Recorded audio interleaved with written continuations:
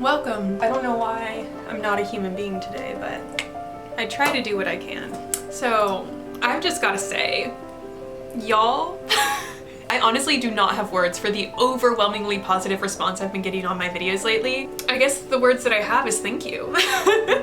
And I'm just honestly really excited about the idea of all these new people joining our little artsy community, because honestly I believe that the world needs more empowered artists. We do not need more struggling artists. Let's see, we're gonna do a little Q&A today. Okay, so the first one says, I like the idea of finding art communities around me, but I feel like my art is really out there, out of the norm. When you first sold at art communities, what kind of art did you start with? Just bring all types and see what works. So what I did, let me think. So the short answer to this question is I brought any and all art I felt excited to talk about. One problem that I had when starting art markets, because a little bit of context, I stopped painting for 2 years after graduating art school for a lot of reasons. I could make an entire video series about it. Chalked up to, I guess, lack of creativity. I was caught up with my corporate 9-to-5. I felt like I was drained and didn't have time to be creative, but I had stopped painting for quite a long time. And so when I started painting again, I knew that the work that I made prior was not something I was excited to talk about anymore. Like, it's work that I respected, the way that you respect the work of a friend, but it didn't feel like mine. And so I knew I needed to create new artwork for it. And so when I started really like diving into my art business, I brought any and all artwork I was excited to talk about. I also did bring a couple pieces that I made specifically for people, like things that I would think up and I'm like, I bet people would like to buy this insert thing. But I'm gonna be straight up with you, those pieces did not sell very well. It was honestly the pieces that I was excited to talk about that did resonate with my audience as well. And then I have this entire other video where I talk about that process, that I have a strategy to use art markets to kind of niche down in your target audience and your target range. So I'll link that below if you haven't seen it yet. Hope that answers your question. The next one is, do you feel like when you started with watercolor, you connected with your inner child more? I feel like my creativity has been exploding since I got into watercolor, and I'd love to know how you stay so carefree when painting. So, lots of thoughts about this one too. I definitely think that watercolor connects me more to my inner child, and I think that in a large part, this has to do with the fact that with watercolor, it's one of those mediums that you have to let go with. It's not something where with acrylic and with oil, you're very meticulously controlling the medium. With every single line that you put on the canvas, it's very meticulously thought out and it's very tightly controlled by the artist. With watercolor, instead, it's sort of like your artwork is controlled by the medium itself, because the water gets to choose where to go, you know? Like, of course you can kind of master these techniques to better control the water, but at the end of the day, the water's got the control and you kind of release control to your medium so much more with watercolor than others. And then another aspect to this is when I was in art school, I was required to learn every single medium. I took photography, sculpture, which included metalworking and woodworking, paper mache, all those kinds of things was in my sculpture class. I had videography, I had animation, I had oil painting, acrylic painting. I had all these different kinds of art medium classes, except for watercolor. And in a large part, I feel so much more creative with watercolor because no one ever taught me that I should feel any other kind of way about it. When I think about oils and acrylics, I think about, my head is so full of all of my art professors talking to me about what I should be making and how I should be making it. But because I never had someone talking down my ear with watercolor, it feels like a much freer medium to me because it's not tainted by any external influence. It just feels like purely me, which is like, you know, amazing. What do you think about the advice to add small items like stickers and tiny cards to your art products to make it more accessible for a lower price point? So I have some thoughts on this one. So when we think about marketing artwork, I think of it on a scale of fine art to illustration to craft. And I don't like the elitism that occurs in the art world surrounding like fine artists looking down on illustrators. I don't feel like that's necessary in any capacity and is not invited into my little creative art sphere. But there's definitely a distinction that exists. But when I think about adding stickers and smaller prints to your shop, I feel like that has the potential to push your art. If you're here on fine art, it kind of pushes you a little bit farther towards, I don't want to say towards illustration, hold on, what am I trying to say here? And because stickers are so mass produced and because they can be grabbed pretty much anywhere, are often very cheap, you can start to associate your artwork with cheap when you introduce things like stickers and tiny little postcard prints into your shop. I'm not saying that you shouldn't do it, but you should be aware that that connection might be made in the minds of your buyers. What I like to do is I include stickers as little freebies inside of my order boxes occasionally, or when I have an art launch, I might include stickers for the first week to reward the first people that collect during that opening week of my art collection. I might also bring stickers to art markets as a little free grab me item for people that subscribe to my email list or follow me on social media. But I have never sold stickers personally. I don't know if that might change for me in the future, and I have absolutely no shade or no judgment against people that do sell stickers. I just think we should be mindful of like the perception that people might have of our shop in general when those items are added. There's another YouTuber, I can't remember her name right now, but I watch her all the time. Dang, I'm so bad at names. I'm trying so hard to get better at names. Hold on, let me find. There's another YouTuber I like a lot called Kayla Carlisle. She recently made a video or at least I recently saw it, about how to attract wealthy buyers for your art. And she made a point about how when you have things like stickers or smaller priced items in your shop, it can cause the entire perception of your artwork to go down a little bit just because of the different connotations that people make with those kinds of products. And I'm not saying that, you know, nothing is ruled in law, you know, like sell your stickers if you want to, I don't mind. But I just personally don't. In my shop I have my originals and I have my 8x10 art prints. I would absolutely love to hear your thoughts too. Like I said, I'm not someone that sells stickers, so maybe I could be completely off base. So definitely comment below if you do sell stickers and if you have a good experience with it, all those kinds of things, because more than anything, I want to emphasize that like this is a super open-minded, safe space to explore everything art related. I think oh my gosh, I think there are so many miserly people, so many miserable people in the art sphere of people like judging and tearing people down. I'm not about that life. I'm really not.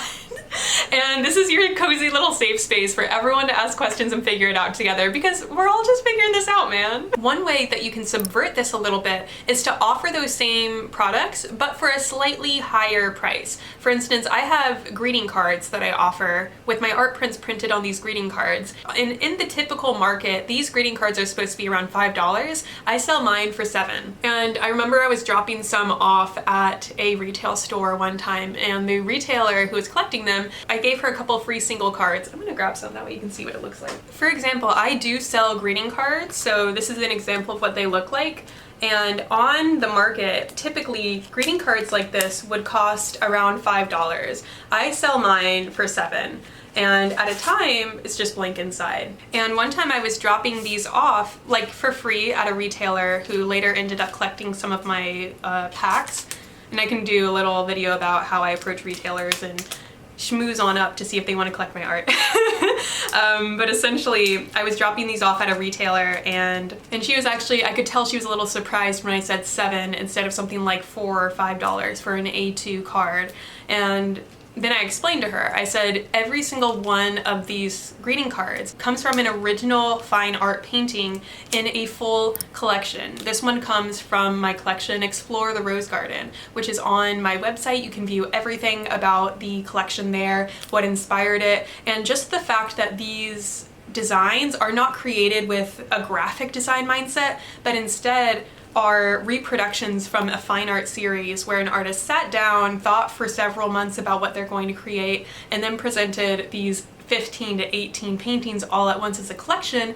That does increase the market value. So even if you're selling something like this, like $7 is pretty affordable when you're thinking about like how much someone wants to collect artwork for. That's definitely in the affordable range, but it's still above the market rate of what this might typically go for, if that makes sense. I hope that makes sense. Another person asked, do you use the Daler Rowney paints for the paintings that you sell? So I taught myself watercolor using the Daler Rowneys, and I do have a handful of watercolors. My first I'm trying to think.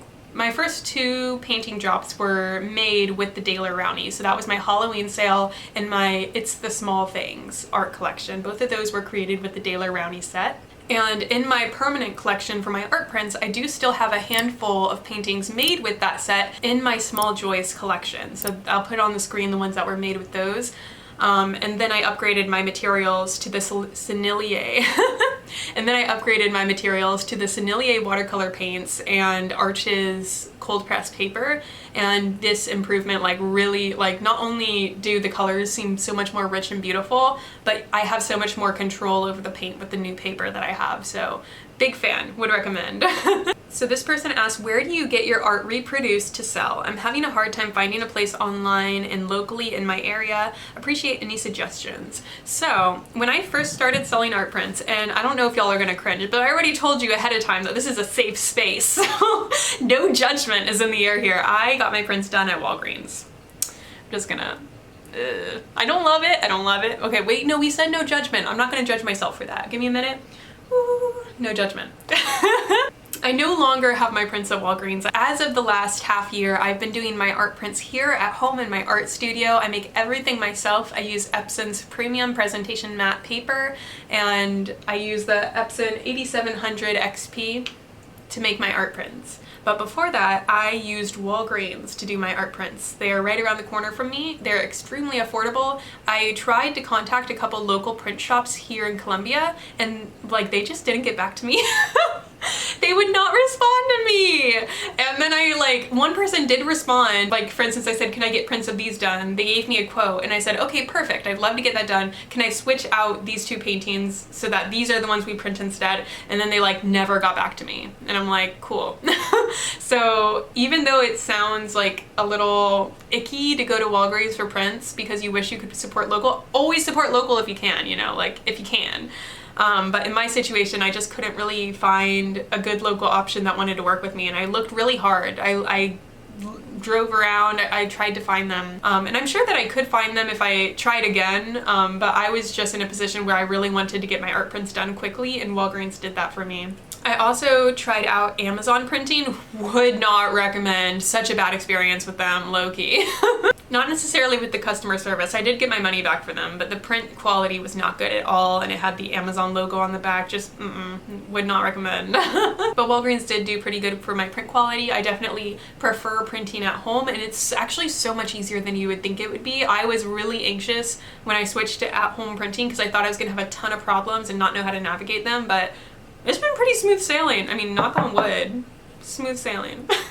So this person says, do you still think it would be worth it to start a Patreon or website membership? I found the fee for Patreon is quite high, but I like how easy it is to use. So I definitely agree that Patreon has a pretty high fee. I have a membership through Stripe for my membership program, which is called the Small Joys Club. This video is sponsored by the Small Joys Club. I think that you would really like it. When you join the Small Joys Club, you get an art print and a letter from me every single month to celebrate the small joys in life. And I just think that you would like it, okay? Okay, yeah. Cool. Join the Small Joys Club. For my Small Joys Club, I use Stripe for processing. They have a function inside of their software where you can set up subscription. So I create a payment link through Stripe, which I then, and then in the settings, you can actually embed the sign up page into your website if you want to, or you can just create a payment link. So in my case, I have the payment link linked up with a button on my website, which lets people join the Small Joys Club. Very easy to set up. They actually don't take that much from your, as a processing fee. My Small Joys Club starts at $7 and they take 50 cents of that, which is really great, especially with memberships that are on the smaller side. Like, you have to really make sure you're not losing too much, because otherwise you're just gonna be like paying to give people art. So yeah, we don't want that. we want people paying you to get the art. As for is it worth it? So I personally think that it's a great idea. I love this idea so much. Not only is it stable income for you, it does take a little bit to build up because, you know, you have to find the people to join. I had one single member in my Small Joys Club for 6 months, my best friend Skylar. Thank you for sticking with it. Until I started to build up my membership. And so it does take time to build it up, but I think it's a great way to build a relationship with your audience that sort of like, not trains them, but trains them a little bit in how to buy from you. I think it really helps build up a relationship with your audience in how like this, how do I say, hold on. So sales is about know, like, and trust. They have to know you, they have to like you, and they have to trust you. So a really great way to build up that trust factor, if you're selling original paintings for hundreds, if not thousands of dollars, then if you have something small, like a membership that just kind of eases their way into a buyer's relationship with you, I think that is a great thing to have just as a tool in your tool belt. For example, for my Small Joys Club, I'll post on my Instagram story, time to vote for yours, July small joy. And then as people vote, I'll DM them and I'll say, hey, you're not in the Small Joys Club yet. Did you want to join? And like, sometimes they say no, sometimes they don't respond, but sometimes they say yes. And that at that point, like I view that as a sale that I never would have gotten if I didn't have this membership. That gives me an excuse to talk to people once a month about collecting my artwork. So I'm a big fan of it. Not to mention just the Small Joys Club is one of my favorite things that I do ever, just because of the meaning that it gives my life. Sounds dramatic, but I love being able to sit down and write these little letters. Like a lot of times I'm the one that needs to read it too. There's this book written by Lin-Manuel Miranda called Good Morning, Good Night, and I can't remember if it's a poem in the book or if I saw an interview about him about writing the book, but he said a lot of times when I write, I'm writing to myself as a reminder. And so the Small Joys works for me in a very similar ways. Sometimes I will get like a little bit down or doubtful, and then when I get to either edit these videos from whenever I'm feeling like energetic and happy and excited about life, or when I reread my Small Joys letters. Yeah? Tazo has something to say, guys. Yeah? What do you have to say? What do you have to say? Anyway, so by being able to reread those letters, it just helps me reconnect with myself in a way. So this one says, what is your favorite thing about creating and making art? So for me, ooh, this is such a question. I'm gonna have to think about that for a second. Hold on. Honestly, for me, one of the biggest things that I love about making art is how it fosters this connection between me and other people. I feel like for my entire life, and this is gonna, I don't know, I'm gonna get personal for a second. I have felt very alone. Like I felt like I'm an island apart from people, and it was really hard for me to connect with people. I'm a quirky person, what can I say? I'm also very opinionated and outspoken, and so that can cause like rifts between me and other people. And I think people can perceive that opinion to be like as rejection almost, or like I think I know better than them, and that's not the case in any way. It's just that I have an idea and I'm loud about it. And that kind of caused me to feel like a little bit separate from people. And so whenever I make artwork and someone gets it, like I do it all for that. I do it for feeling connected with you again, for feeling connected with the world again too. And I think that's the same reason why people enjoy artwork in the first place. It's because they might get a little lost in life and not know what matters to them. And when they look at artwork, suddenly things are clearer and they're like, oh, now I remember. And for me, I paint for those now I remember moments. This comment says, you are so talented. Thanks. Do you have any secret niche talents like crochet, juggling, etc.? So, and this is one of my friends. So she knows my secret talent. I don't have anything like juggling or anything like that, but now I get to decide if I'm gonna share. I am actually also a songwriter. What? I have a secret songwriter channel somewhere out there. But you're creative when you're lonely, telling stories, putting villains in the hero's clothing. But don't you know me? When you defend him, you override me when you justify the wrong side I go. Spiraling, I question if you're... Anyway, I have a secret songwriter channel somewhere out there. See if you can find it. Alrighty, and the last one says, you mentioned that you were going to the art market every Saturday, but also went to different markets where the buying behavior was markedly improved. I'm curious to know how long you observed each place before taking action. Meaning, did you give it 3 weeks in the same area before removing pieces, or did you immediately make more of what worked in one area? And I'm also curious about what you did with the ones that didn't sell. So as for how quickly I moved, I'm gonna be straight up with you. I moved so fast. And that's because I think I mentioned earlier, and if I didn't, and if I edited it out, I'll put it back in. But essentially, when I was starting my art career kind of fully, I was going through this whole thing where I knew the art I was making wasn't what I wanted to make anymore, and I wanted to make something skill and ability to render art, because I've done that my whole life. You know, I went to school for it, I know how to do it. The question became, what do you make with that skill? And so I was very detached from all the artwork I was making, and I was more interested in having conversations with people. And so there were some pieces that I was kind of attached to, but a lot of them that I wasn't. And so when I brought all of these art prints to the table, and I noticed they didn't get any attention, I did not care. I didn't have any attachment or feel any sort of way when I took them off the table. There was only one painting that I did feel attached to, and that was my painting Breathing, which came from my first oil painting series after quitting my full-time job.